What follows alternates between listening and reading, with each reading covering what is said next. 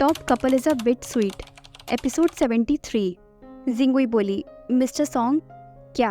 सॉन्गयान बोला। जिंगुई आगे बोली, मिस्टर सॉन्ग, ये बात सच है, मैंने खुद वेनली और उस ट्रेनी को दोनों को साथ में टाइम स्पेंड करते हुए देखा है। और तो और पिछली बार वो दोनों आधे घंटे तक ब्रेक रूम में थे। जब वेनली उस रूम से बाहर आई तो उसके सारे कपड़े खराब हो रखे थे। जिंगुई की बात सुनकर वेनली और जूली को दोनों को लड़ते हुए सॉन्गयान इमेजिन करने लगता है और सोचता है, क्या ये दोनों लड़ रहे थे जो इनके कपड़े इस तरह इधर उधर हो गए थे और लोगों ने इन्हें गलत समझ लिया? जिंगुई मासूमियत सी शक्ल बनाकर आगे बोली, मैं जानती हूँ कि वो बहुत अच्छी है, उसने हमेशा बड़ी बहन की तरह मेरा ख्याल रखा, लेकिन मैं ये भी तो नहीं चाहती ना कि मिस्टर सॉन्ग अंधेरे में रहे। मुझे तो यही समझ में नहीं आ रहा है कि आखिर वो आपको धोखा क्यों दे रही है। अगर मैं होती तो। सॉन्गयान अभी भी अपने ख्यालों में डूबा हुआ था, वो जिंगुई की बात नहीं सुन रहा था। जिंगुई आगे बोली, कोई बात नहीं, आखिरकार मिस्टर सॉन्ग मेरी फीलिंग्स नोटिस क्यों करेंगे? लेकिन अगर मिस्टर सॉन्ग को प्रॉब्लम नहीं है तो मैं आपको आपकी वाइफ को भूलने में मदद कर सकती हूँ। मैं हमेशा आपके लिए प्रेजेंट रहूंगी, आप जब चाहे मुझे याद कर सकते हैं। वही सॉन्गयान सोचता है, ये बेचारी और कमजोर मेरी वेनली तो कभी भी नहीं दिख सकती, इस जन्म में तो बिल्कुल भी नहीं। वही सॉन्गयान की इमेजिनेशन में वेनली रौब झाड़ते हुए बोलती है, एक जनरेशन की ब्लेसिंग होने की वजह से मैं तुम्हारी रिस्पेक्ट कर रही हूँ, इसलिए मेरे सामने झुको और मेरी पूजा करो। फिर सॉन्गयान बड़े ही रूखे अंदाज में जिंगुई से बोला, हो गई तुम्हारी बकवास खत्म? हाँ, जिंगुई झूठे आंसू बहाते हुए बोली। फिर सॉन्गयान अपने असिस्टेंट से बोला, कांग, मेरा काम खत्म हो चुका है। तभी वहाँ पर सॉन्गयान का असिस्टेंट भी आ जाता है। सॉन्गयान अपने असिस्टेंट से आगे बोला, इन्हें इनके रूम में छोड़ दो। ठीक है ब्रदर यान, सॉन्गयान का असिस्टेंट बोला। उसके बाद सॉन्गयान वहाँ से जाने लगता है। जिंगुई फिर बोली, मिस्टर सॉन्ग, क्या आपने सुना नहीं मैंने आपको क्या बोला? जिंगुई के इस तरह बार बार इरिटेट करने पर सॉन्गयान इरिटेट होकर आगे बोला, मैं उसे प्यार करता हूँ, बस इतना ही काफी है, इसलिए तुम अपनी टांग बीच में बार बार मत घुसाओ। सॉन्गयान का असिस्टेंट बोला, मिस यू, मिस्टर सॉन्ग चाहते हैं कि अब आप जाके आराम करें, चलिए मैं आपको आपके रूम तक छोड़ देता हूँ। वही सॉन्गयान के रूड बिहेवियर को देखकर जिंगुई सोचती है, आखिर क्यों वेनली तुम्हें इस तरह हर्ट कर रही है, तुम्हें धोखा दे रही है, फिर भी तुम सिर्फ उसी के बारे में सोच रहे हो, तुम मेरे में इंटरेस्ट क्यों नहीं ले रहे हो? अपने रूम में वापस आने के बाद सॉन्गयान कॉल पर वेनली से बोला, हेलो मिस वेन, बस तुम गुस्सा मत करना, मैंने उसे खुद से दूर भगा दिया है। जिंगुई की जो भी रिकॉर्डिंग मैंने तुम्हें भेजी थी, क्या वो तुमने अभी तक सुनी? वेनली बोली, हाँ, बस मैंने अभी सुनी है, उस वक्त मेरे आसपास प्रेस थी इसलिए मैं सुन नहीं पाई थी। सॉन्गयान बोला, वैसे ये तुम दोनों बहनों के बीच का मामला है, इसलिए तुम इसे ध्यान से हैंडल करना, ठीक है? ऑल राइट, वेनली बोली। फिर वेनली जिंगुई की रिकॉर्डिंग सुनती है जिसमें जिंगुई बोल रही थी, हालांकि लास्ट टाइम डांस में वेनली और मेरे बीच कुछ प्रॉब्लम हो गई थी, लेकिन उसके बाद से मैंने उससे कोई भी बातचीत नहीं की है और आप भी मत करना। वेनली सॉन्गयान से बोली, आज रात तुमने क्या इतनी ज्यादा ड्रिंक कर ली है? अच्छा एक काम करो, पानी पी के तुम रेस्ट करो, मैं अब रखती हूँ। सॉन्गयान बोला, प्लीज फोन मत काटना, कुछ भी बोलो, बस मुझे तुम्हारी आवाज सुननी है, इस वक्त मुझे तुम्हारी बहुत याद आ रही है। फिर वेनली और सॉन्गयान दोनों अपने अपने बेड पर लेट जाते हैं। वेनली बोली, ठीक है, तुम अब अपने बेड पर लेट जाओ, मैं थोड़ी देर और बात करती हूँ जब तक तुम सो नहीं जाते। सॉन्गयान बोला, मिस वेन, तुम सच में बहुत अच्छी हो। तभी वेनली को एक शरारत सूझती है। वेनली सोचती है, नशे में मिस्टर सॉन्ग कितने स्वीट हो जाते हैं, मैं उनकी बातों को रिकॉर्ड कर लेती हूँ। वहीं दूसरी तरफ डायरेक्टर चाओ के साथ रात बिताने के बाद जिंगुई सोचती है, मेरे साथ ही ऐसा क्यों हो रहा है? वहाँ वेनली को सॉन्गयान मिल गया और मुझे यहाँ पर इस बूढ़े को झेलना पड़ रहा है।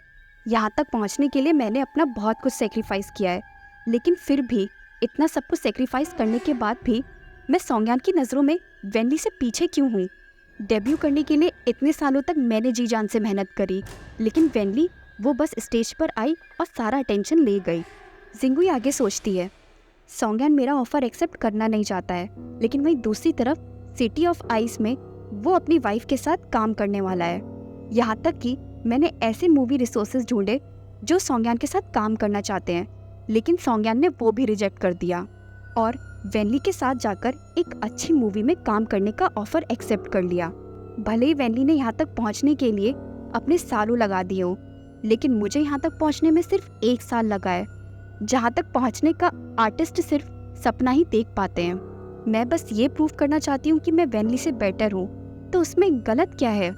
लेकिन कोई बात नहीं, मेरे पास अभी भी मौका है। तभी जिंगुई देखती है कि लोग कैसे इंटरनेट पर उसकी और वैनली के गेटअप को कंपेयर कर रहे हैं। किसी ने पोस्ट डाला था जिसमें लिखा था कि जिंगुई के मूवी गेटअप से भी ज़्यादा वैनली का गेम वाला गेटअप अच्छा लग रहा है। वैनली बहुत ही ज़्यादा सुंदर है और उसके कंपैरिजन में कोई भी नहीं है। ये सारे कमेंट्स पढ़कर जिंगुई आगे सोचती है, ये कितना अनफेयर है। मुझे ये लोग एक ऐसी औरत के साथ कंपेयर कर रहे हैं जो यहाँ तक सिर्फ अपने हस्बैंड की वजह से पहुंची है, यहाँ तक कि वो अपने हस्बैंड के ऊपर चीट भी कर रही है। अगर वैनली के चीटिंग का एविडेंस मीडिया में रिलीज हो जाए तो रिपोर्टर तो उसकी बैंड बजा देंगे। बस सिस्टर, तुम देखती जाओ। वैन वैन बोली, सिस्टर क्या आप अपना अपकमिंग शेड्यूल चेक कर सकती हैं, क्योंकि for you make a team के लिए एक ग्रुप नाइट भी अरेंज किया गया है। तभी वैनली अपना शेड्यूल चेक करने के लिए फ़ोन निकालती है। जैसे वो फ़ोन निकालती है वो देखती है कि उसके भाई जूली का मैसेज आया है। जूली ने लिखा था, अगले महीने तुम्हारा बर्थडे है तो तुम्हें क्या गिफ्ट चाहिए? वैनली लिखती है, मुझे तुम्हें बहुत पीटना है लेकिन तुम मुझे वापस नहीं मारोगे। जूली रिप्लाई करता है, ऐसा हो ही नहीं सकता, इसलिए कोई और गिफ्ट चूज करो जिसे मैं दे पाऊँ। वैनली ने रिप्लाई दिया, तो मैं गिफ्ट तुम पे छोड़ती हूँ। डेब्यू होने के बाद मुझसे किसी भी तरह की तारीफ की उम्मीद मत रखना, समझे? जूली बोला, जब तुमने खुद अभी तक बिना किसी की तारीफ के सरवाइव कर लिया है तो तुम ये कैसे बोल सकती हो कि मैं बिना तारीफ के सरवाइव नहीं कर पाऊंगा? वैनली ने रिप्लाई किया, क्योंकि तुम मेरे जितने चार्मिंग नहीं हो ना, इसलिए तुम्हें तारीफ की ज़रूरत तो पड़ेगी। फिर जूली टाइप करता है, डैड हर साल तुम्हारे लिए एक पिक्चर पेंट करते हैं, तो मैं सोच रहा हूँ कि मैं तुम्हारे लिए एक सॉन्ग लिख दूंगा, लेकिन कॉपीराइट फीस पूरे 1 बिलियन होगी। वैनली भड़कते हुए बोली, यू बास्टर्ड, क्या आप तो मुझे ब्लैकमेल कर रहे हो? तभी वैनली सोचती है, क्या मैं जूली को जिंगुई के गलत इरादों के बारे में बता दूं? फिर वैनली टाइप करती है, आज रात रिकॉर्डिंग के टाइम तुम थोड़ा मुझसे दूर रहना और हाँ, जिंगुई से भी थोड़ा बच के रहना। वैनली जिंगुई के बारे में टाइप तो करती है लेकिन फिर से उसे डिलीट करके दोबारा से रीटाइप करती है कि आज रात के ग्रुप रिकॉर्डिंग में तुम मुझसे थोड़ा दूर रहना, क्योंकि मैं तुम्हारे फैंस को चुराना नहीं चाहती। जूली टाइप करता है, सिस्टर तुम्हारा घमंड कुछ ज़्यादा ही बढ़ता नहीं जा रहा है? वैनली आगे सोचती है, वैसे तो इस मैटर को मैं अकेली हैंडल कर लेती, लेकिन अगर इसे टाइम से सॉल्व नहीं किया तो ये टाइम बॉम्ब बन सकता है और इससे पहले ये बॉम्ब फटे मुझे जूली को वार्न करना होगा। फॉर यू मेकर टीम के ग्रुप नाइट में वैन वैन बहुत ही चिंता करते हुए दूर से भागकर आती है और बोलती है, सिस्टर एक बहुत बड़ी गड़बड़ हो गई है। क्या हुआ? वैनली ने पूछा। वैन वैनली को पोस्ट दिखाती है। वीबो पर पोस्ट था कि वैनली एक चीटर है, वो न्यू आइडल जूली के साथ सॉन्गयान को चीट कर रही है। आखिर वैनली को जिस बात का डर था वही हुआ था। वैन आगे बोली, मैंने सिस्टर डान को इस मैटर के बारे में इन्फॉर्म कर दिया है, लेकिन ऑडियंस में ऑलरेडी बातें बनना शुरू हो चुकी हैं। अब तो परफॉर्मेंस भी शुरू होने वाली है, मुझे डर है कि कहीं। तभी वैनली तुरंत जाते हुए बोली, सॉरी लेकिन मैं अभी आती हूँ। जाते हुए वैनली कॉल पर बोली, सिस्टर डान, डायरेक्टर मुझे थोड़ा सा टाइम दीजिए, क्योंकि इस सिचुएशन को मैं स्पॉट पर ही हैंडल करना चाहती हूँ।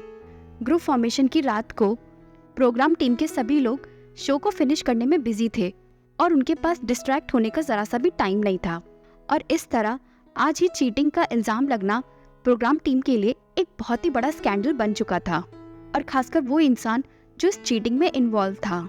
लेकिन ये एक बहुत अच्छा मौका भी बन गया था सबकी सच्चाई सामने लाने का। जिंगुई, तुमने इस वक्त इस न्यूज़ को रिलीज करके काफ़ी चालाकी भरा गेम खेला है। वहीं दूसरी तरफ प्रैक्टिस रूम में एक ट्रेनी बोला, ओ माय गॉड, वैनली और जूली, क्या न्यूज़ में ये सब जो वीडियोस और पिक्स दिखा रहे हैं, क्या ये सब सच है? मुझे शक तो हुआ था कि किस तरह जूली को वैनली का डायरेक्टली डांस पार्टनर चूज कर लिया गया है। तभी रूम में वैनली आ जाती है और बोलती है, प्लीज़ आप सभी से मेरी रिक्वेस्ट है कि आप थोड़ी देर के लिए रूम से बाहर चले जाइए, मुझे जूली से कुछ अकेले में बात करनी है। एक ट्रेनी बोला, चलो हम दूसरे ड्रेसिंग रूम में चलते हैं। वहीं पर जूली मुंह लटका कर बैठा हुआ था। थैंक यू, वैनली बोली। वहाँ पर मौजूद टीम मेंबर बोला, इट्स ओके, डायरेक्टर ने अभी अभी मुझे फ़ोन पर सब कुछ बता दिया है, आप आराम से बात कीजिए। फिर वैली दरवाजे को अच्छे से लॉक कर देती है। जूली बोला, ये सब जिंगुई का किया धरा है। ये सुनकर वैली हैरान रह जाती है और बोलती है, तुम्हें ये सब कैसे पता चला? जूली बोला, जब हम प्रैक्टिस करते थे तो मैंने कई बार जू जिंगुई को अपने आसपास भटकते हुए देखा था। मैं सोचता भी था कि ये हमसे बात करने क्यों नहीं आती है। अब समझ में आया, शायद ये आज ही के दिन का वेट कर रही थी। वैली बोली, जब तुम्हें ये सब पहले से ही पता था तो तुमने मुझे पहले क्यों नहीं बताया? जूली बोला, मैंने कुछ ज़्यादा ही हल्के में ले लिया। मुझे लगा उसके पास कोई भी सबूत नहीं है, इसलिए वो कुछ भी नहीं कर पाएगी। वैली भड़कते हुए बोली, यू बास्टर्ड, तुम इस एंटरटेनमेंट इंडस्ट्री को जानते नहीं हो। यहाँ पे किसी को भी बदनाम करने के लिए किसी सबूत की ज़रूरत नहीं पड़ती है। वैली बोली, लेकिन कोई बात नहीं, मैंने अपने एजेंट से बात कर ली है। बहुत ही जल्द ऑडियंस को सब कुछ क्लैरिफाई कर दिया जाएगा। तभी वैली के पास कॉल आता है। वैली बोली, हेलो, प्रोग्राम टीम ने बोला है कि हॉट सर्चेस को रिमूव किया जा सकता है, राइट? ठीक है, फिर ये तो अच्छी बात है। ऑडियंस के ओपिनियन और पब्लिक रिलेशन दोनों ही आपस में इंटरफेयर नहीं कर सकते, लेकिन कोई बात नहीं, मैं इसे अपनी तरह हैंडल करूंगी, ठीक है? वैली जूली से आगे बोली, और हाँ, तुम सोते मत रह जाना। अभी तुम ये सोचो कि स्टेज पर जाकर तुम क्या बोलने वाले हो। वैली को देखकर जूली सोचता है, मैं भूल गया था कि मेरी बहन कितनी रिलायबल है। फिर वैली जाते हुए बोली, जब मैं स्टेज पर सभी ऑडियंस को क्लैरिफाई करूंगी, उसके बाद ही तुम स्टेज पर अकेले आना, ठीक है? फिर जूली वैली का हाथ पकड़ लेता है और उसे रुकते हुए बोलता है, रुको, लेकिन स्टेज पर पहले तुम अकेले क्यों जाओगी? वैली बोली, वहाँ पर बहुत सारे लोग मौजूद होंगे और उनमें से कई सारे ऐसे भी होंगे जो कुछ सुनना नहीं चाहते या फिर देखना नहीं चाहते हैं। तो क्या तुम्हें डर नहीं लग रहा, अगर मुझसे पहले तुम चले गए तो तुम्हें अंडे पड़ जाएंगे? जूली बोला, तो तुम्हें डर नहीं लग रहा क्या? वैली बोली, मैंने तुमसे पहले डेब्यू किया है और इन सब की मुझे आदत है। मुझे ऑलरेडी लोग बहुत कुछ पहले ही बुरा भला बोल चुके हैं, तभी तो मैं यहाँ तक पहुँची हूँ। तुम चिंता मत करो, बस एक छोटा सा इंसिडेंट है जो बहुत ही जल्दी सॉल्व हो जाएगा। फिर वैली जूली के सिर पर हाथ रखते हुए आगे बोली, लेकिन तुम डिफरेंट हो, तुमने ये सब पहले कभी भी एक्सपीरियंस नहीं किया है। फिर वैली उन्हीं सब चीज़ों को याद करने लगती है जो उसके साथ पहले हुआ था, कि कैसे लोगों ने उसे ऑनलाइन बुरा भला बोला था और उसे कोसा था। वैली जूली से आगे बोली, तुम्हें अंदाज़ा भी नहीं है कि लोग किस तरह बुरा भला तुम्हारे बारे में बात करते हैं, और ये एक सेलिब्रिटी के लिए कितना डरावना हो सकता है, खासकर तुम जैसे न्यूबी के लिए। कभी कभी तो ये सब इतना ज़्यादा भयानक हो जाता है कि सुसाइड करने का मन करता है। लेकिन तुम ये बात कभी भी मत भूलना, मैं तुम्हारी बहन हूँ, मैं तुम्हारे लिए नहीं लड़ूंगी तो और कौन लड़ेगा। इस एपिसोड में सिर्फ इतना ही, मिलते हैं अगले एपिसोड में। Thank you.